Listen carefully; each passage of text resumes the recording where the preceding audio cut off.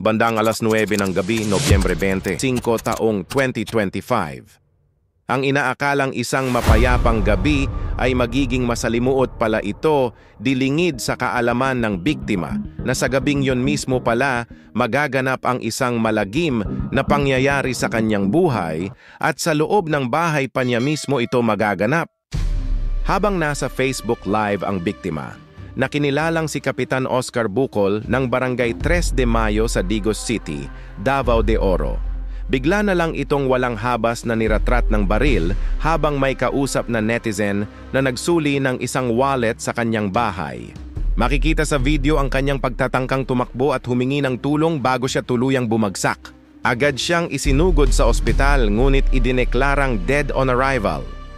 Si Bucol ay kilala rin bilang provincial chairman ng Partido Demokratiko Pilipino, PDP, sa Davao del Sur, at mariing kinondena ng partido ang pamamaslang.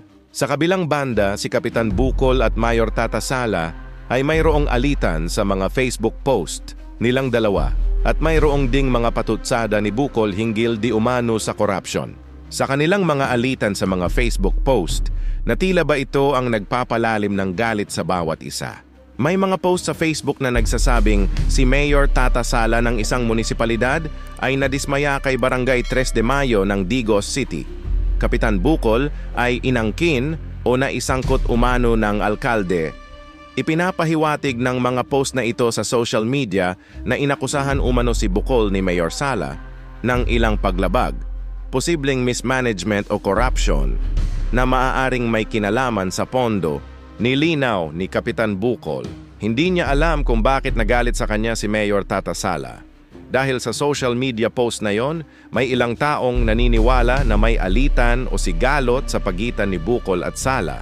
Posibleng may kinalaman sa mga yaman, pondo o resources sa 3 de Mayo sa Digos City.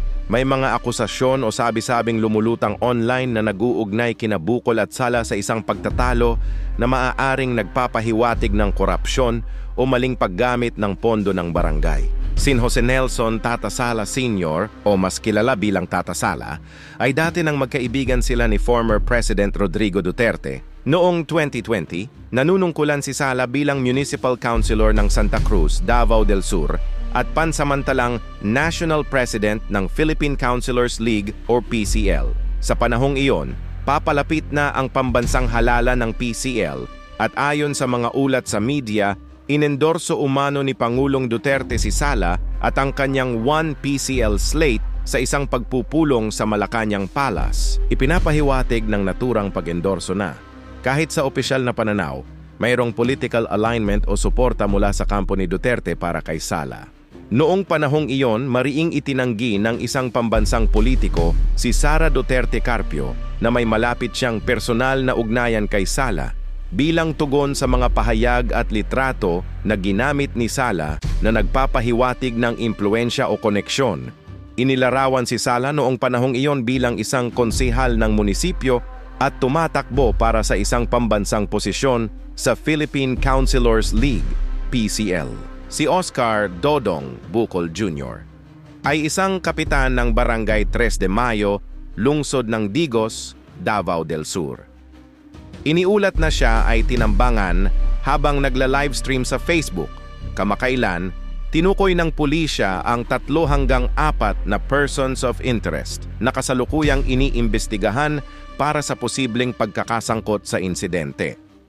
Ayon sa mga ulat sa media, nagbigay ng pahayag si Mayor Sala tungkol sa pagkamatay ni Kapitan Bucol na tila tinutukoy ang ilang makapangyarihang interes, ngunit sa mga ulat na iyon ay hindi niya tahasang binanggit ang anumang mayor o munisipyo bilang responsable. May ilang lokal na ulat na nagsasaad ng alitan sa pagitan ni Sala mula sa Santa Cruz, Davao del Sur at Kapitan Bucol, ngunit ang mga detalye, uri o dahilan ng alitan kung politikal o personal ay hindi malinaw.